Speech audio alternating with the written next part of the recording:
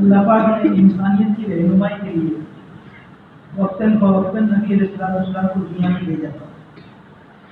دنیا میں نبی آتے انسانیت پر محنت کرتے، دلوں کی زمین پر نبی آتے، دعوت آتی، یقین آتا، عمل آتا تو اس عمل سے اپنے دنیا اور آخرت کے زمین و آسمان کے کام بناتے. نبی چلے گئے، دعوت چلی گئی، یقین میں بگاڑ آیا تو عمل بگڑے تو عمل سے یقین نکلنے کی بنیاد پر یہ یقین اسباب پر ڈائیورٹ ہوئے تو اسباب کی مصروفیت سے عمل 100% ضائع ہو گئے.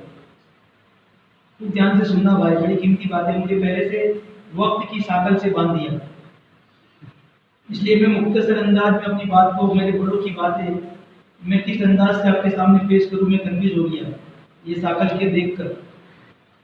مولانا ابراہیم صاحب دیولہ فرماتے ہیں اللہ کا کیا اسلوب ہے، تا قیامت تک آنے والا انسان اس کے سینے تک دین اسلام کی قرآن اور حدیث کی سچی پکی بات کیسے پہنچے. کیا اسلوب ہے اللہ کا. مولانا ابراہیم صاحب دیولہ فرماتے ہیں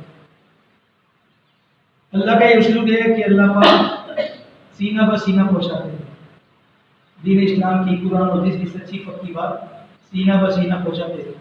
نہ کہ نیٹ کے ذریعے، نہ کہ موبائل کے ذریعے، نہ کہ انسٹاگرام کے ذریعے. اللہ کیسے پہنچاتے ہیں؟ سینہ بہ سینہ پہنچاتے ہیں. تو فرمایا کہ یقین کیا گیا گویا دین غیر منطقی طریقے سے زندگی سے نکل گیا. اب یہ یقین کو بنانے کی محنت ہے. مولانا یوسف صاحب رحمۃ اللہ علیہ فرمایا کرتے تھے کہ ہم سب نے عمل سیکھا، یقین نہیں سیکھا. عمل سیکھا، یقین نہیں سیکھا. تو کیا ہوا؟ باوجود کہ ہم اور آپ عمل کرتے ہوئے ناکام ہیں، باوجود کہ عمل کرتے ہوئے مجھ پر اور آپ پر باطل طاقتیں غالب ہیں. کیوں؟ کہ عمل کے اندر یقین نہیں. مولانا یوسف صاحب رحمۃ اللہ علیہ فرمایا کرتے تھے کہ باطل کے مقابل کبھی بھی عمل نہیں آیا کرتا. خوب دھیان سے سننا بھائی، بہت قیمتی باتیں ہیں. باطل کے مقابل کبھی بھی عمل نہیں آیا کرتا، باطل کے مقابل یقین آیا کرتا ہے.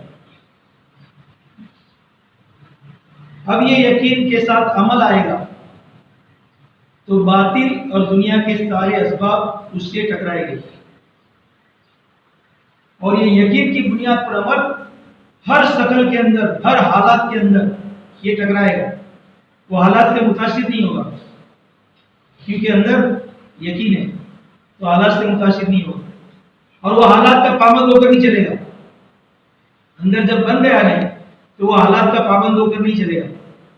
وہ حکم کو دے گا، حکم کو دیکھے گا اور حکم کو ترجیح دے گا. وہ حالات کا پابند ہو گئے. تو اس لیے فرمایا کہ یقین کو بنانے کی محنت ہے.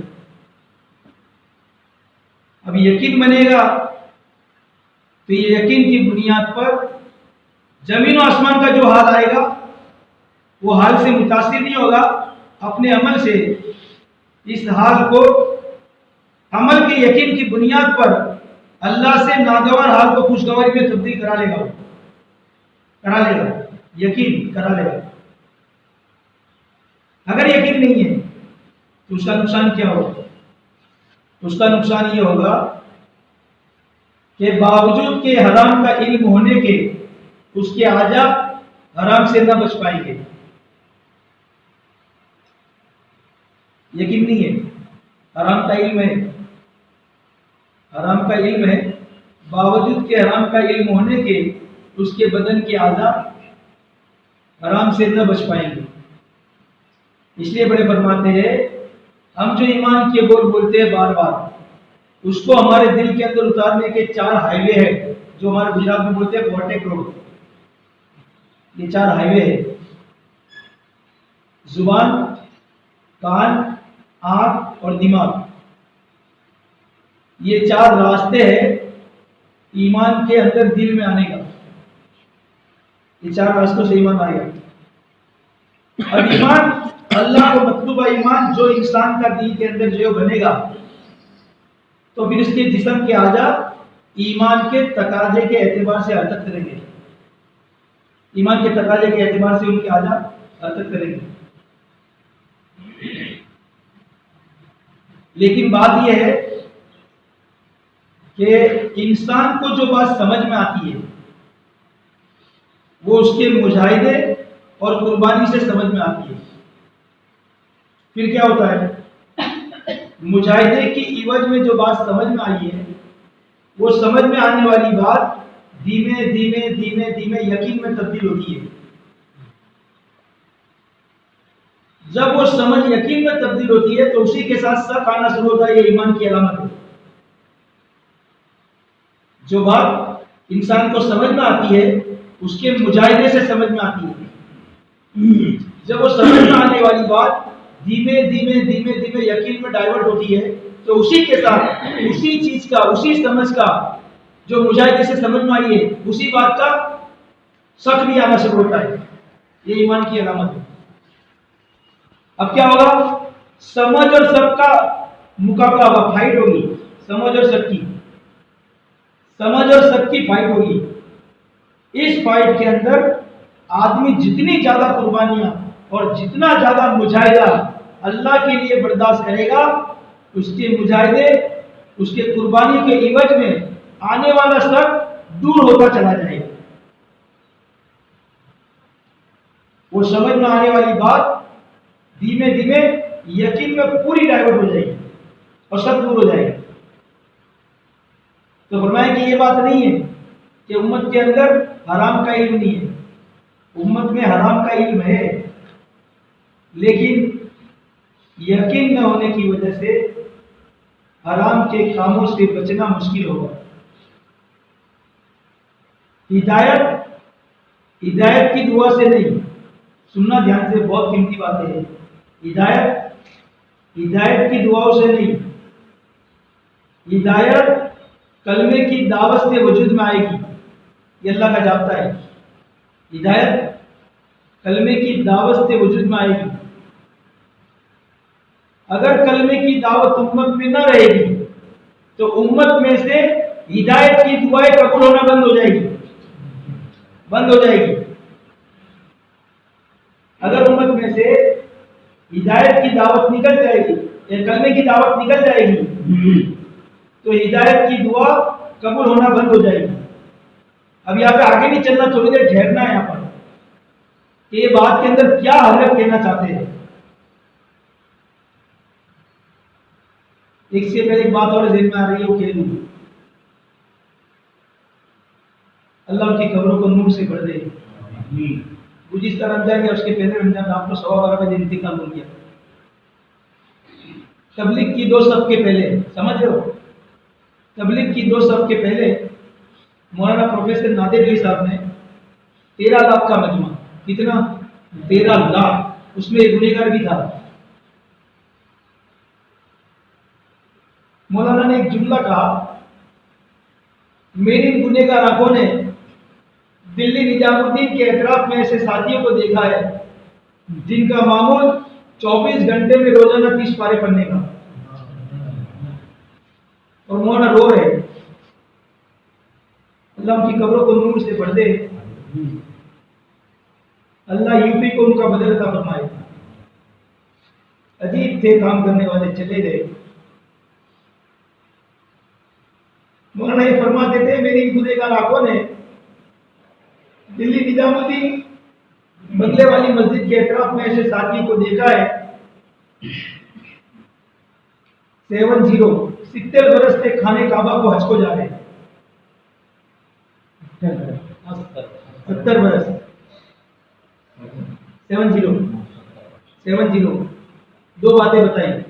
24 گھنٹے میں 30 پارے پڑھنے کا معمول روزانہ، آج رمضان میں نہیں. 24 گھنٹے میں 30 پارے پڑھنا روزانہ. 70 यानी 70 बरस से खाने काबा हज को जा रहे हैं।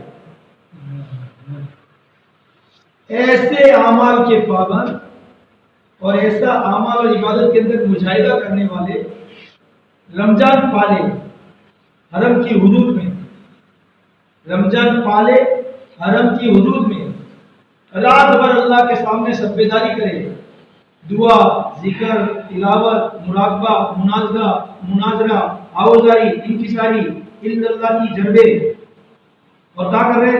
जुमा की रात, रमजान की रात, लैलतुल कद्र की रात हरम की हुदूद में। मौलाना ने ये जुमला कहने के बाद कहा कि अल्लाह की मदद नहीं आएगी। ये लोग हरम की हुदूद में ऐसे मौके पर दुआ करें तो भी अल्लाह की मदद नहीं आएगी। ये जुमला कहने के बाद मौलाना 2.5 मिनट रोए, जैसे मेरे आपके घर का बच्चा खिलौने के लिए और चॉकलेट बिस्किट के लिए रोता है, इस तरह मौलाना रोए। 13 लाख का मजमा भी रो रहा है। तबलीग की 2 साल की पहले की बात है, 13 लाख का मजमा रो रहा है, 2.5 मिनट मौलाना रोए।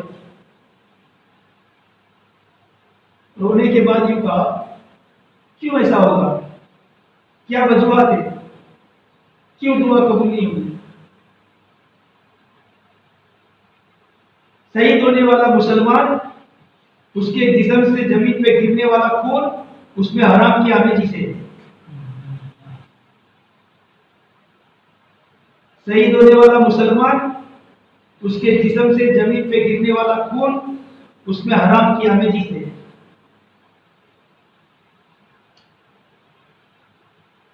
मेरे अजीज दोस्तों, ये वो तबका है जो काम को समझा हुआ है। मस्जिद के बाहर वो तबका है जिनकी जिंदगी नंगी तस्वीरें देखने में मोबाइल में दिन और रात गुजरती है।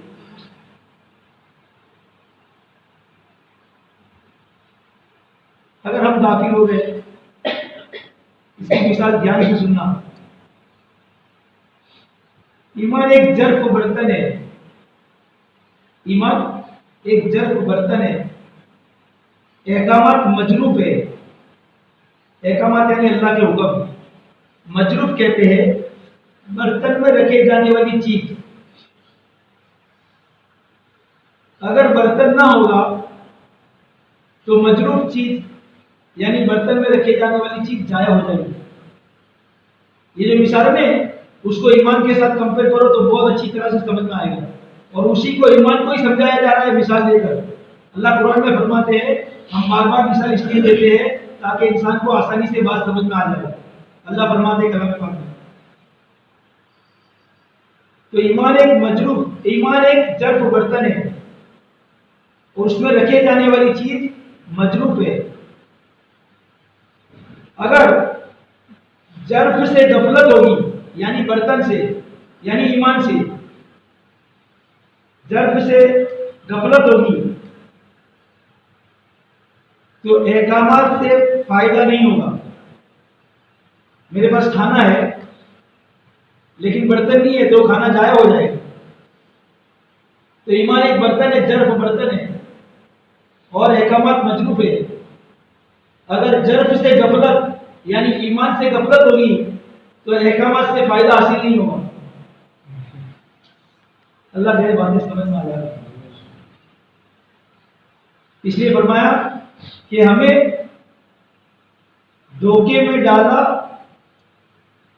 ईमान के दावे ने, हमें धोखे में डाला ईमान के दावे ने।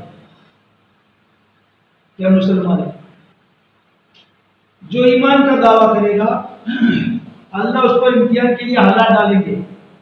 जो ईमान का दावा करेगा अल्लाह उसके इम्तिहान के लिए हालात डालेंगे। इसलिए कुरान पाक में अल्लाह पाक ने फरमाया कि इन्हें कह दो ये लोग ईमान नहीं लाए, इस्लाम लाए।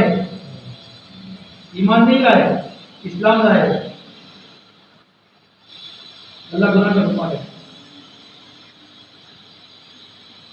अगर ईमान नहीं होगा तो दीन की सतह गिरते गिरते गिरते गिरते गिरते गिरते फराइश पर आ जाएगी।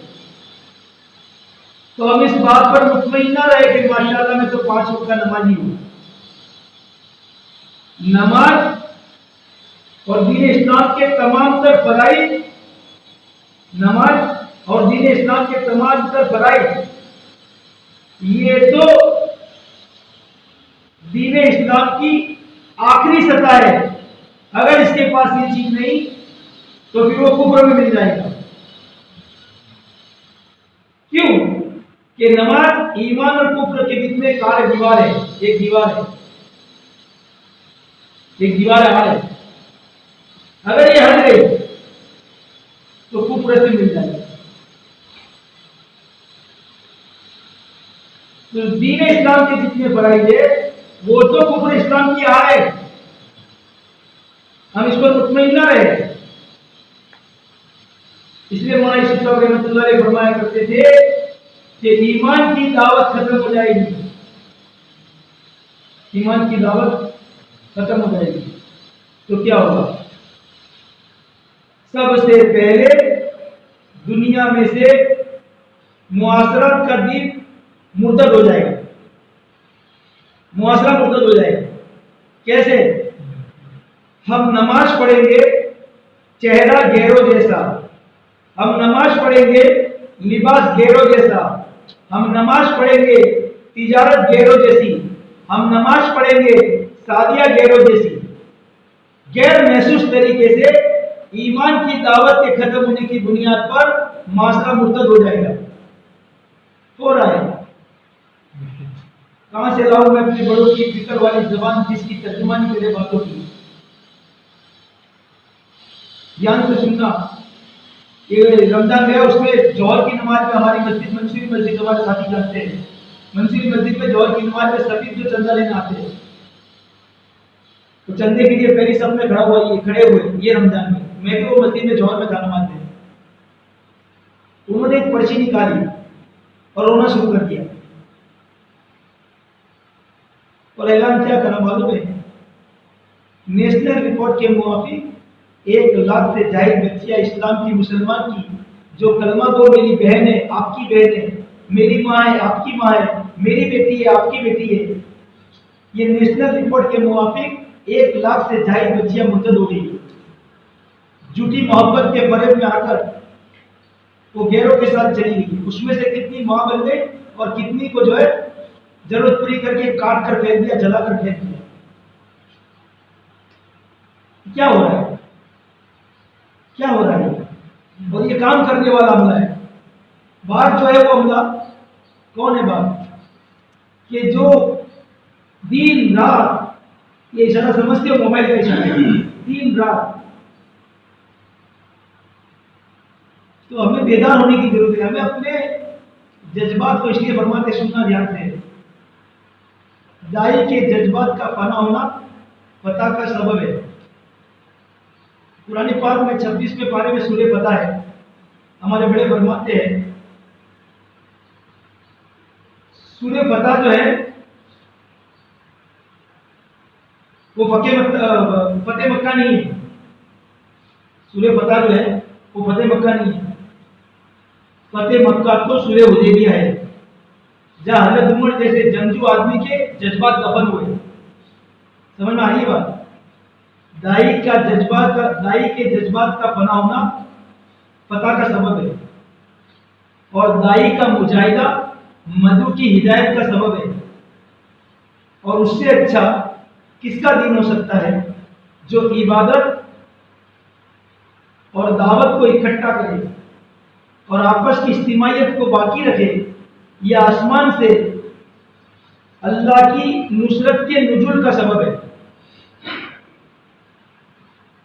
اس سے اچھا کس کا دین ہو سکتا ہے جو عبادت اور دعوت کو اکٹھا کرے اور آپس کی اجتماعیت کو باقی رکھے، یہ آسمان سے نصرت کے نزول کا سبب ہے۔ تو میں کہہ رہا تھا کہ اللہ پاک نے ہمیں ایک کام دیا ختم نبوت کے طور، اس کام کو اپنا سب کچھ قربان کر دے، اس کاشتکار کے ہاتھ سے مدفون ہونے والے بیج کی طرح جو اپنے وجود کو گلا کر سڑا کر ختم کر دیتا ہے، اس ایک بیج کی قربانی کے عوض میں اللہ اپنی قدرت کا اظہار کرتے ہیں۔ ایک کوپل کی شکل میں میرے آپ کے گھر کا معصوم 4 سال کا بچہ اپنی ننھی سی انگلیوں میں وہ کوپل کو مسل ڈالے تو اس کا وجود ختم ہو جائے۔ اس کوپل کو طاقت کس نے دی؟ ایسی طاقت زمین کو چیر کے باہر نکلا، اور وہ کوپل دھیمے دھیمے دھیمے دھیمے ایک درخت کی شکل اختیار کی، پھر اس کے اندر ٹہنیاں، پتے اور نہ معلوم کتنے پھل اور کاشتکار کے ہاتھ سے بھی یہ مدفون ہوا تھا۔ قربانیوں کے اندر ہم اپنے آپ کو پیش کریں، ایسا پیش کرے اور یوں کہ جیسے میرا اللہ کے دین کی نسبت پر کبھی ہونا بوجھ نہ سمجھے، بلکہ اپنے حق میں شہادت سمجھے، اپنے حق میں شہادت سمجھے، اور محنت کر کے دل کے یقین کو ایسا بناوے کہ دنیا جو حال میں آئے، میرے ساتھ جو حال آئے، جو اسباب آئے۔ حضرت شیخ نے کتاب کے اندر ایک بات لکھی ہے کہ زمین و آسمان کے آنے والے تم پر حال ناگوار حال، اور مصیبتوں کی موجوں کا اپنی دعاؤں کے ساتھ استقبال کرو۔ تم پر آنے والے حال اور مصیبتوں کی موجوں کا دعاؤں کے ساتھ اس کا استقبال کرو۔ مولانا احمد لاٹ صاحب فرماتے ہیں کہ دعا جو ہے نا، دعا گھنٹوں مانگو، گھنٹوں۔ دعا ایک ایسا عمل ہے انسان کے مقدر کی لوح محفوظ میں لکھی ہوئی تقدیر کو بدل سکتی ہے۔ دعا وہ عمل ہے۔ ایک عورت آئی اللہ والوں کے پاس اور آ کر کہنے لگی کہ میرے لیے دعا فرمائے کہ اللہ مجھے اولاد عطا فرمائے، میری خواہش ہے، تمنا ہے کہ میں صاحب اولاد بنوں۔ تو انہوں نے کہا کہ میں کل جواب دوں گا۔ تو رات کو اللہ کے سامنے اس عورت جس کی خواہش ہے کہ میں صاحب اولاد بنوں، اس کے لیے دعاؤں کے لیے اللہ کے سامنے ہاتھ اٹھائے۔ اللہ پاک نے لوح محفوظ میں لکھی ہوئی فہرست کو وہ ہاتھ اٹھانے والے بزرگ کے سامنے کر دیا کہ دیکھو اس کا تقدیر کا جو قلم چلا ہے اس میں ہم نے اس کو باندھ لکھا ہے، اولاد پیدا نہیں ہوگی۔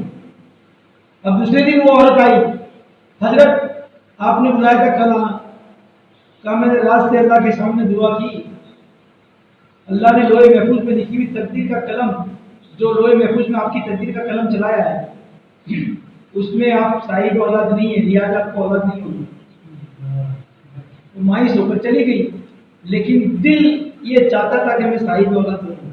کچھ مدت کے بعد کہا کہ ایک اور بزرگ اللہ والے ان سے دعا کرو، ان کے پاس گئی وہی عورت اور یہی درخواست، تو انہوں نے بھی کہا کل آنا۔ تو انہوں نے بھی رات کو ہاتھ اٹھایا اللہ کے سامنے۔ اللہ نے وہ پہلے بزرگ کی طرح یہ دوسرے بزرگ کے سامنے بھی اس عورت کی لوح محفوظ میں لکھی ہوئی تقدیر کا پورا فہرست بتا دیا کہ آپ دعا نہ کریں، اس کے مقدر کے اندر ہم نے صاحب اولاد ہونا نہیں لکھا ہے۔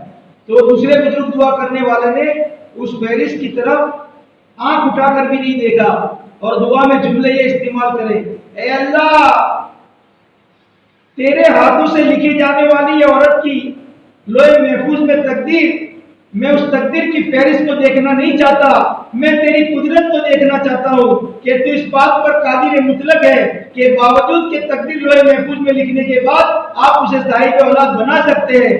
میں اس کی تقدیر، اس کی فہرست جو لوح محفوظ میں تقدیر کی آپ نے لکھی ہے، میں وہ دیکھنا نہیں چاہتا، میں تو تیری قدرت دیکھنا چاہتا ہوں،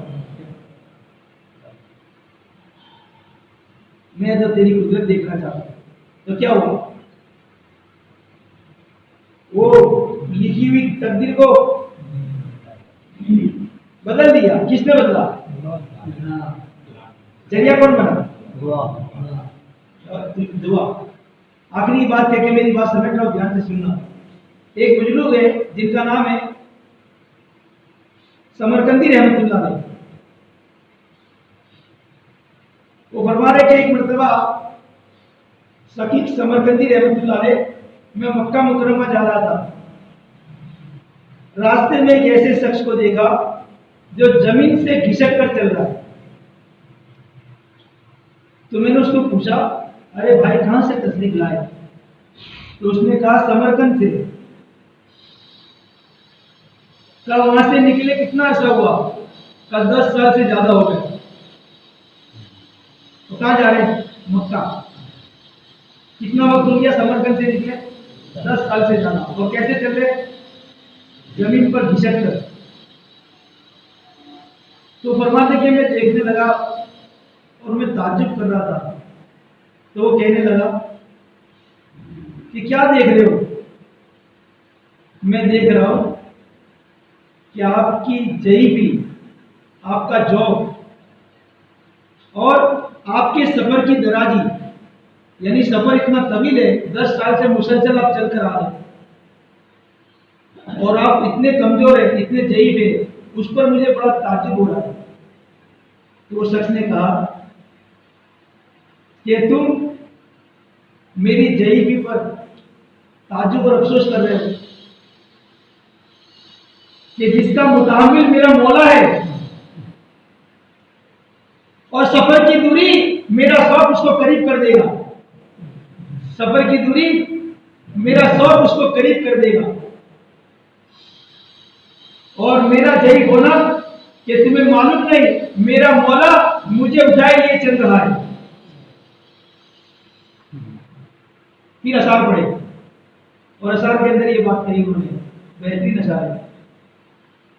اشعار کے اندر کہا کہ وہ شخص عاشق نہیں، وہ شخص عاشق نہیں، ہرگز عاشق نہیں، کہ جس کو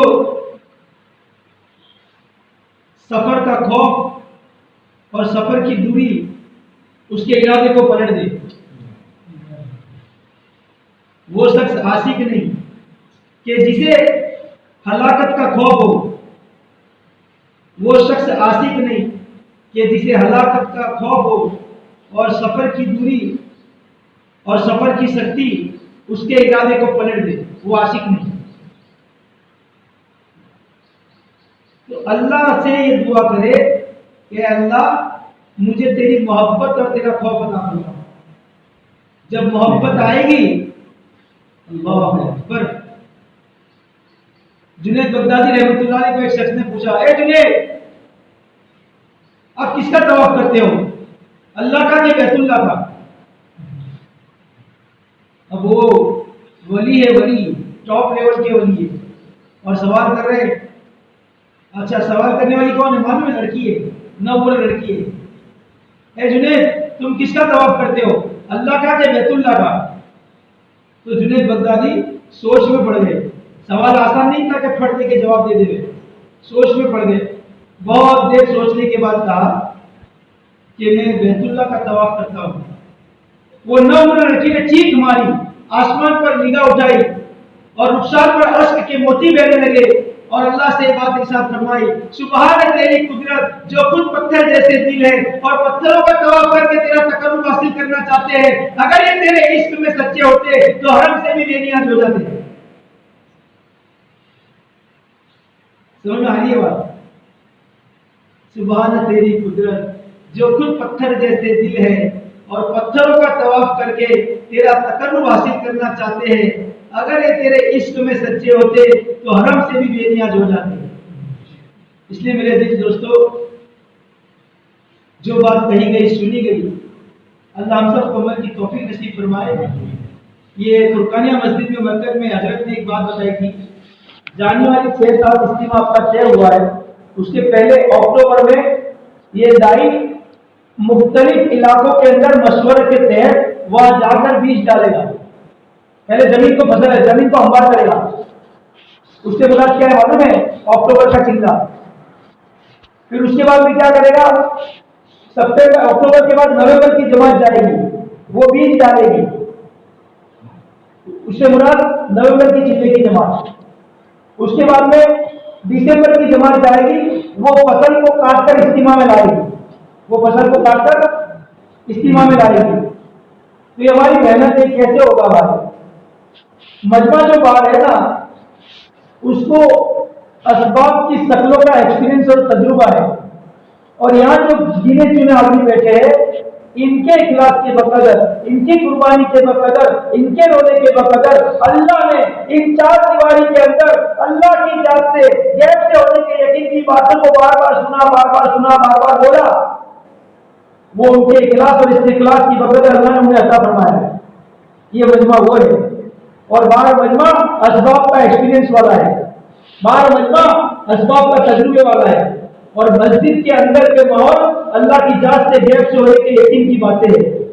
تو یہ مجمع ایک دم چوکنا رہ جائے ایسا جیسے ہوا کے جوگے تھے, ملکوں کی بارڈر کی حفاظت کرنے والے, سرحدوں کی حفاظت, ملک کی سرحدوں کی حفاظت کرنے والا اگر درخت کی ٹہنی اور پتی ہوا کے جوگے سے حرکت کرتی ہے تو وہ ایٹینشن ہو جاتا ہے, کیونکہ دشمن تو نہیں, ایٹینشن ہو جاتا ہے. تو یہ تائی یہ مجمع جو کچھ درجے میں اپنی مجاہدہ, اپنا اخلاص, اپنا استقلال, اس کے بقدر اللہ نے اسے کچھ ادا کیا تو وہ ملک کی سرحد کی حفاظت کرنے والے ہیں, یہ اسلام کی سرحدوں کی حفاظت کرنے والے ہیں. وہ چوکنا نہیں, وہ غفلت میں نہیں رہتا تو ہم کیوں غفلت میں رہے؟ تو ہم یہ سب چوکنا رہے اور ہمارا اجتماع کیسے کامیاب ہو جاوے. ہماری مسجد کے اطراف کے مکان سے جیسے بھی حضرت نے بتایا کہ 2.5 گھنٹے کی ترتیب میں کیا ہو, ہر گھر کی ملاقات, ہر فرد کی ملاقات, اور بیٹھ کر جم کر بات کرو. یہ نہیں چلتے پھرتے بات کرنی اور دعوت دینی, نہیں, بلکہ ہر گھر کی ملاقات, ہر فرد کی ملاقات, اور جم کر بیٹھ کر بات کرو, اگرچہ 1 یا 2 مکان ہو. حضرت نے بتایا کہ 3 ملاقات کرے گی ایک جوڑی, تو ایک جوڑی کی 30 دن کے اندر 90 ملاقات ہو جائے گی. تو ایسی ہماری جوڑیاں بناوے اور اس کام کو تعاون میں لاوے تاکہ اجتماع کے اندر دسمبر کی جماعت فصل کرتے لاوے, اور پھر اجتماع سے اللہ پاک اب تو دیر بن گیا, اکتوبر میں چیزا لگایا, نومبر میں لگایا, دسمبر میں لگایا, اب وہ مجمع دوسرے مجمع کی تشکیل کرے گا تو اجتماع میں نیا مجمع آئے گا, اس کو بعد جو ہے اللہ کے راستے میں تشکیل کر کے اس کی جو ہے خوشامد کر کے اس کو وصول کر کے وہ اللہ کے راستے میں بھیجے گا. اور یہ مجمع اکتوبر, نومبر, دسمبر میں وقت لگایا, یہ اجتماع کی بعد اگر آئے گا تو مقامی فاش کا بنے گا. تو اس سے کیا ہوگا کہ ہمارے کرناٹک کا ماحول جو ہے وہ بے دینی کا ماحول ختم ہوگا, اور ہمارے بڑوں کی جو منشا ہے وہ فرمایا کہ مسجد اعمال سے مزین ہوگی, اور دین اثر نو یقین کے جانے کی بنیاد پر. جو بات کی ابتدا میں نے کہا تھا, یقین کیا گیا, غیر محسوس طریقے سے دین زندگی سے نکلتا گیا. اب یہ یقین آئے گا تو واپس دین ہماری زندگی میں آئے گا جو اللہ کو منظور ہے. اس کے لیے ساتھی بس